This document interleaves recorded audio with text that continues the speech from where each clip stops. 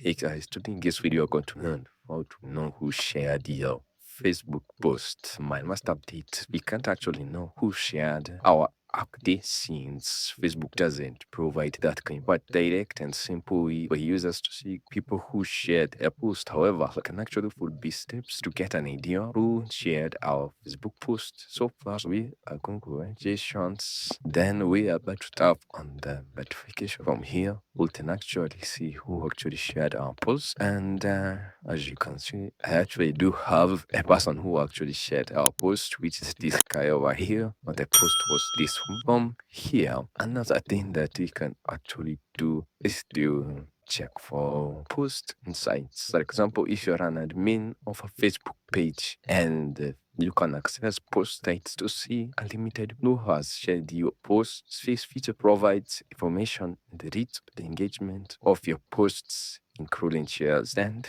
another thing that we should note is that Facebook features and interface may have been updated, so it's a good idea to check Facebook official help resources or community forum of the latest information to this topic. And thank you for watching this video. Please do like, share, and subscribe, and I'll see you guys on the next video.